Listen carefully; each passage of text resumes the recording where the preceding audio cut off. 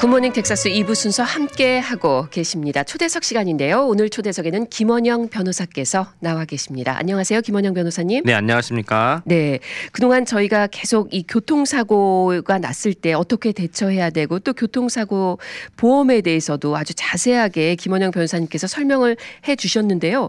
오늘은 조금 다른 어떤 그 내용으로 들어가나요? 네, 오늘은 조금 더 한 단계 좀 더 깊은 물속으로 들어가는데요. 그 교통사고에 적용이 되는 그 불법행위법에 대해서 알아보도록 하겠습니다. 예, 오늘은 법률에 대해서 좀 더 공부를 해볼 텐데요. 네. 그 전에 우리가 지난 시간에 배웠던 것을 잠깐 복습하고 가면 좋을 것 같습니다. 조금 무거운 주제로 들어가니까 가볍게 그 전에 내용들을 좀 복습을 해보면 중요한 부분만 복습을 해보면요. 텍사스에서는 기본 보험액, 책임 보험액이 3만 불이라고 했어요. 네. 그래서 뭐 내가 지켜야 될 재산이 진짜 많다. 나는 집도 지켜야 되고 뭐 사업체도 지켜야 되고 뭐 통장 속에 들어있는 뭐 캐시도 많고 대지저금통도 지켜야 되고 그러면은 책임보험액을 좀 높여놓으시는 게 좋다라고 말씀드렸어요. 예. 그런 분들은 소송당할 공산도 굉장히 높아요. 그죠?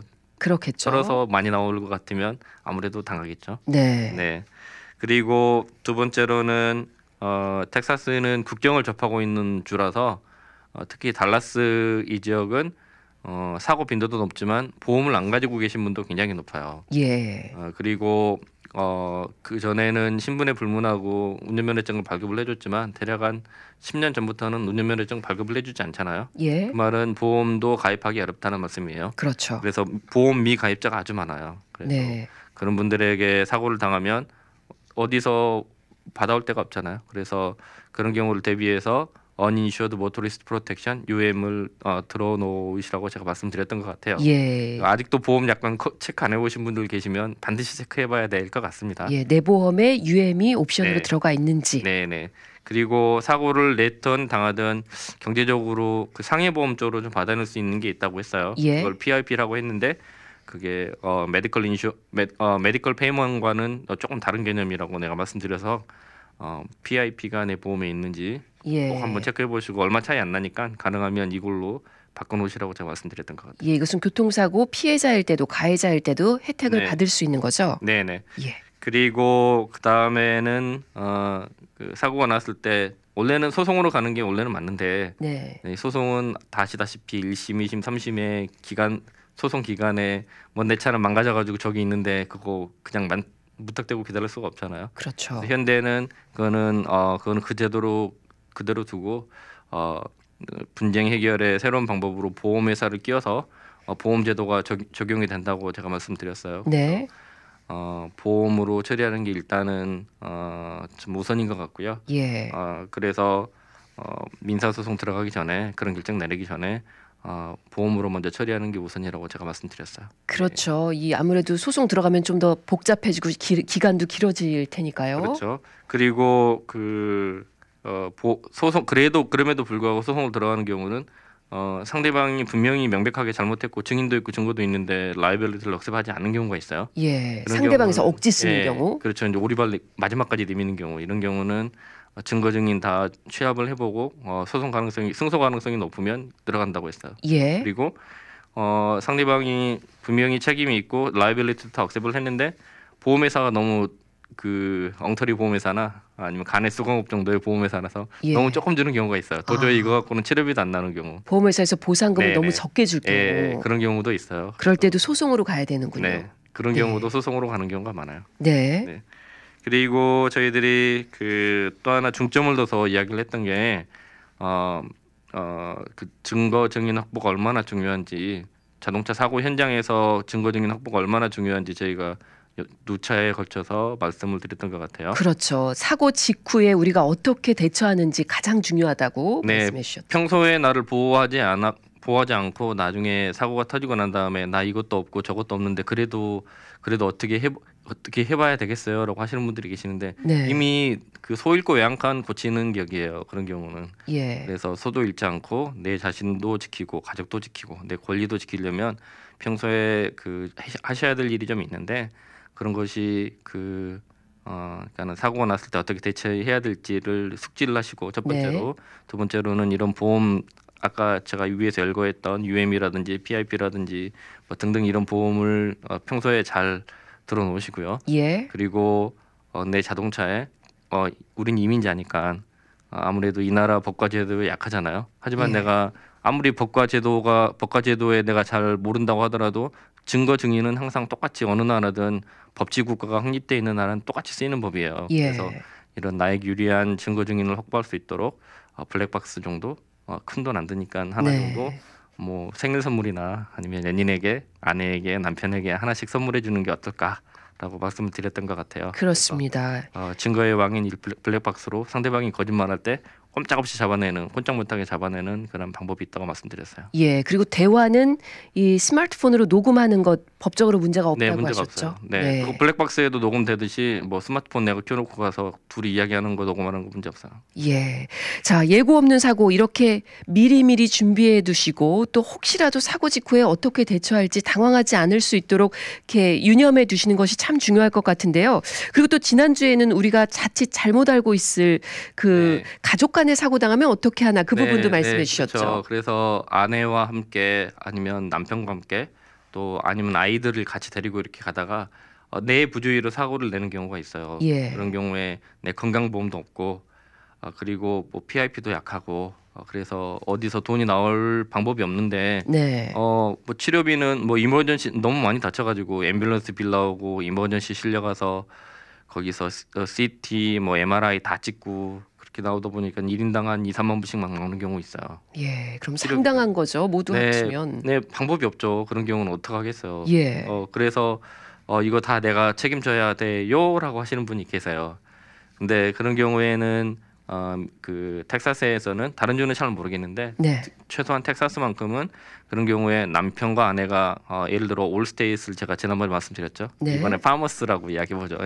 파머스에 같이 들어있다고 하더라도 그 별개로 써요. 이렇게 남편이 아내를, 아내가 남편을, 또 아들이나 딸이 아빠를, 또 아빠가 또 그러니까 연세가 많으신 어르신이 또 자식을 상대로 보험 클레임을 걸 수 있다라는 거 숙지를 하시면 그 보험에서 커버가 된다는 거죠. 거죠.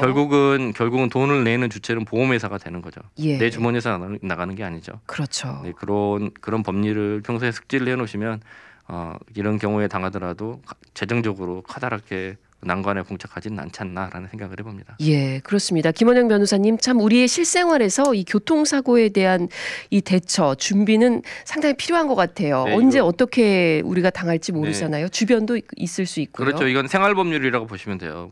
거창하게 헌법이나 뭐 법철학 이런 거창한 이야기 하는 게 아니라요. 내가 매일 운전하는 자동차와 그 현대 이기를 쓰는 그런 행위에 따른 그런 분쟁이라든지 위험을 어떻게 분산할 것인가를 배우고 있는 거라고 보시면 됩니다. 그렇습니다. 안 당하면 좋겠지만 내가 아무리 조심해도 또 상대방에서 어떻게 나올지 모르는 게 또 우리 도로상의 차량 문제잖아요. 네, 맞아요. 그래서 여태까지는 그 보험법하고 관련해서 살짝 이야기를 해드렸고요. 그리고 현장 사고 대처 요령 이런 위주로 이제 알아봤는데 방금은 지금 이 다음부터는 방금 말씀하신 대로 상대방이 어떻게 나올지 모르잖아요. 그래서 상대방이 어떻게 나올지 어떻게 나올 건가에 대해서 한번 그럴 땐 우리가 어떻게 해야 되는지 어떤 법률이 적용이 되는지 알아보는 시간 갖도록 하겠습니다. 법률의 적용에 대해서 한번 그러면 들어가 보겠습니다. 그러면 이런 그 교통사고는 어떤 법률의 적용을 받는지 궁금하잖아요. 그렇죠. 그죠. 그래서 이게 형법의 적용을 받는 분야일까요? 아니면 뭐 예를 들어서 뭐 헌법에 그 적용을 받는 분야일까요? 등등 여러 가지 생각을 해볼 수 있잖아요. 자, 교통사고 어떤 법률에 적용을 받을까요? 일단은 교통사고는 불법행위죠.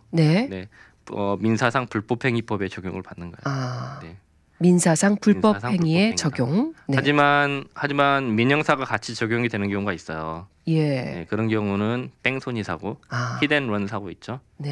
그리고 고의로 와서 차를 부딪히는 경우가 있어요.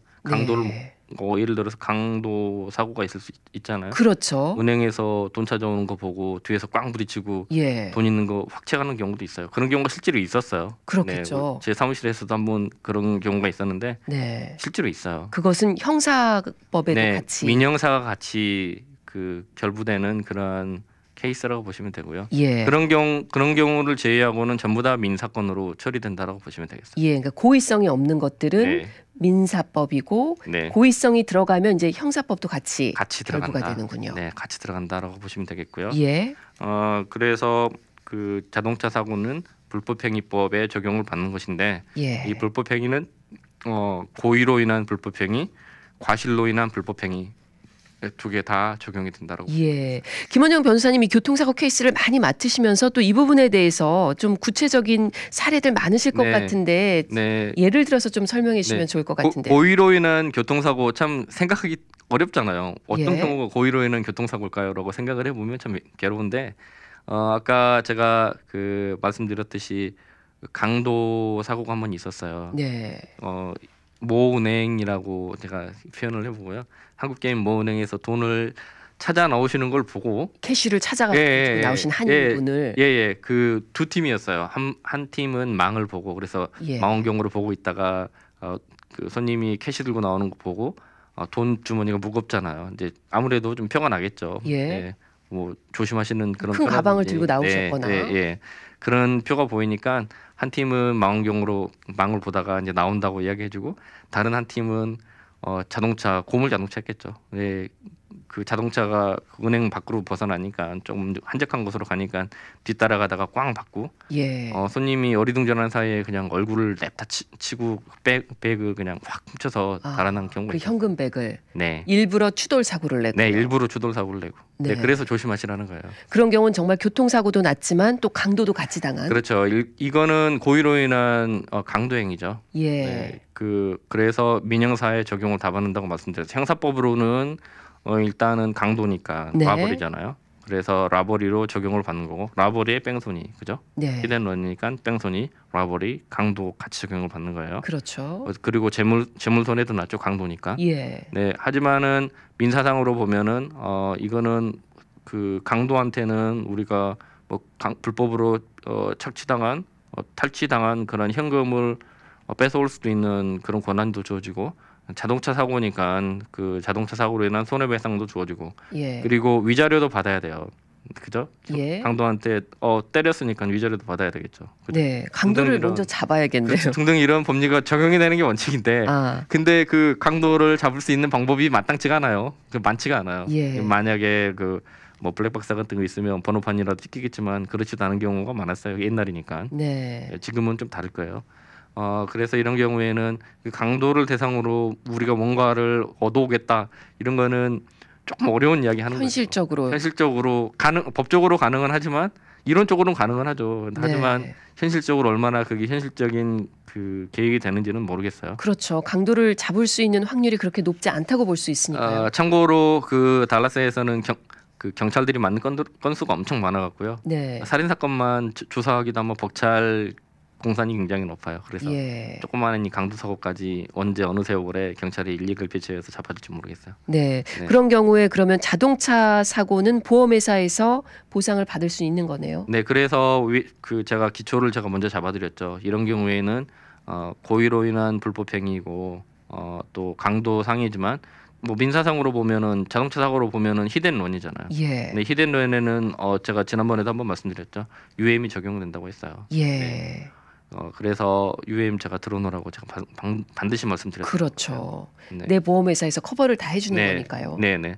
그래서 이런 경우에도 치료비, 위자료 다 받을 수 있어요. 예. 네. 그래서 UM 들어놓으라고 제가 누차에 걸쳐서 강조를 드렸던 거예요. 이런 경우 UM이 없으면은 어떻게 되는 건가요? UM이 없으면 그냥 몸으로 때워야 되겠죠. 어떡하겠어. 다 잃어버리고. 네. 그래도 UM이 있다면 이 부분에 있어서 뭐 치료비라든지 보상, 위로 위자료까지 받을 수 있으니까 그나마 조금 보상이 될 수 있겠네요. 네. 그나마 조금 위안이 좀 되겠죠. 예. 그리고 또 하나 한 사례는 죽고 싶어가지고 환장한 사람이라고 표현을 하잖아요. 예. 네. 근데 자기 혼자는 뭐 도저히 뭐 뛰어낼 자신 없고 못 죽겠고 자살하고자 하는 사람. 자살하고자 하는 사람이 반대방 영으로 역주행을 해서 부딪힌 경우가 한번 있었어요. 예. 참 안타까운 경우. 실제로 있던 실제로. 네. 사고죠. 실제로 있었어요. 제 사무실에서 캐리했던 건인데. 어떻게 됐나요? 그래서? 네, 거기도 UM으로 처리를 해드렸어요. 상대방이 죽고 싶은 사람이 보험을 냈을 리가 없잖아요. 네, 보험이 없더라고. 그러니까 무작정 와서 네. 고의적으로 네. 자신이 네. 자살하고 싶은데 이제 역주행해서 네. 차를 정면 충돌한 경우. 네. 그러면 상대방은 어떻게 자살 시도한 사람은 안 죽었어요. 아, 네. 네. 죽지도 않고 그다음에 우리 손님도 많이 다치시고. 네. 네. 그래서 안타깝지만 위임으로밖에는 처리가 안 되더라고요. 그런 경우에도 그리고 생명보험이나 뭐 상해보험 평소에 안 들어놓으시잖아요, 많이들. 예. 그리고 건강보험도 없으셨어요 그때. 아. 오바마 케어 뭐 이렇게 되기 전이라. 예. 어쩔 수 없이 위임으로 처리를 해드렸는데 도와드리면서 좀 안타깝더라고. 마음이 아픈 경우 있잖아요. 네. 능력이 더 있어서 다 뺏어오면 좋겠는데 그럴 수도 없고 뭐 예. 아무것도 없어서 그런 경우가 좀 있었어요. 예, 자 이렇게 자동차 사고에 적용되는 이 법률의 기본적인 것에 대해서 설명을 들었습니다. 이제 조금 알 것 같아요. 단순 교통사고는 민사법에 적용이지만 이런 고의성이 있을 경우에는 형사도 같이 결부된다. 그렇죠. 민형사가 같이 결부된다고 보시면 돼요. 하지만 지금 김원영 변호사님의 설명을 듣다 보니까 형사법이 같이 임발부되더라도 보상받기는 그렇게 쉽지 않은 케이스들이 많을 것 같아요. 네, 아무래도 그 형사 사건을 보면 대부분 뭐 재력이 있는 사람들이 뭐 그 강도짓을 하거나 강도짓을 그러지는 않을 하거나 테니까요. 그런 경우는 아주 드물어요. 예. 그래서 거의 대부분 다 재력이 없다고 보시면 되는데 가져올 수 있는 건 제3의 기관 즉 보험회사에서 가져오는 게 다다라고 생각합니다. 그래서 또 거의 대부분. 유엠이 중요하다 이런 네. 생각을 또 결론적으로 해보게 되는데요. 자, 다음 시간에도 계속해서 이 법률적인 부분에 대해서 더 자세하게 좀 알아보도록 하고요. 자, 오늘 또 이렇게 이 교통사고에 그 적용되는 법률에 대한 자세한 말씀, 유익한 말씀 해주셔서 고맙습니다. 네, 감사합니다. 지금까지 김원영 변호사와 함께했습니다.